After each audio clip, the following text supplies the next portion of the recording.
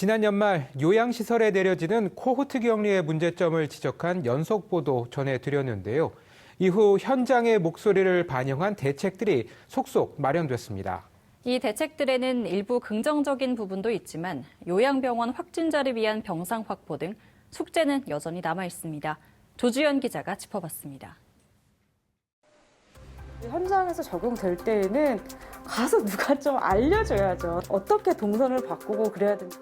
옮기려고 했는데 병원들이 그런 환자는 못 받겠다. 저희 환자들이 그냥 저희 병원 내에 그냥 같이 있을 수밖에 없었던 상황이었거든요. 시설 내 입소자들을 보호하기 위한 조치라기엔 너무 많은 문제점을 안고 있었던 코호트 격리. 지난해 12월 한 달간 코호트 격리 조치된 요양병원에서만 996명이 확진되고 이 중 99명이 사망했습니다. 피해가 속출하자 정부는 요양병원 긴급의료 대응 계획을 발표했고 계획엔 긴급 현장 대응팀과 감염병 전담 요양병원 등 새로운 방안이 포함됐습니다. 감염관리 전문가들로 구성된 긴급 현장 대응팀은 현장의 전문성을 크게 높여줄 것으로 기대됩니다. 감염병 전문가들이 실제로 병원이나 아니면 요양시설에 방문해서 이제 환자들 어떻게 분산시킬 건가, 또 앞으로 격리 대상자 어떻게 관리할 건지 이런 부분들 도와준다는 의미입니다. 일단 실제적으로 공간에서 필요한 실질적인 도움이 가능하거든요. 확진자 또는 비확진자를 다른 병원으로 옮기는 부분은 여전히 숙제입니다.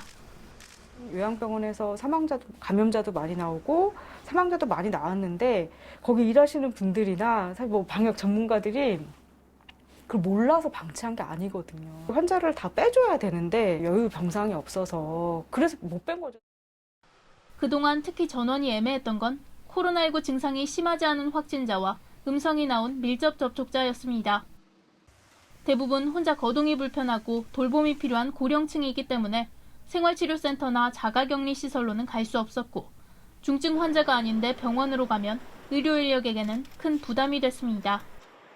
이 경우를 위해 만들어진 것이 감염병 전담 요양병원인데 지정된 11곳 중 5곳만 현재 운영될 정도로 속도를 내지 못하고 있습니다. 감염병 환자 수용에 적합하지 않은 시설 구조, 의료진, 요양보호사 인력난 등 단기적으로 해결되기 힘든 장애물이 발목을 잡았습니다. 감염병 전담 요양병원이라는 명칭에 걸맞게 갖춰줘야죠, 시스템이. 그러니까 인력과 구조와 또 매뉴얼과 약품과 중환자 치료 기구라든지 이런 게 건물 짓듯이 뚝딱 되는 것은 아니다라는 거죠.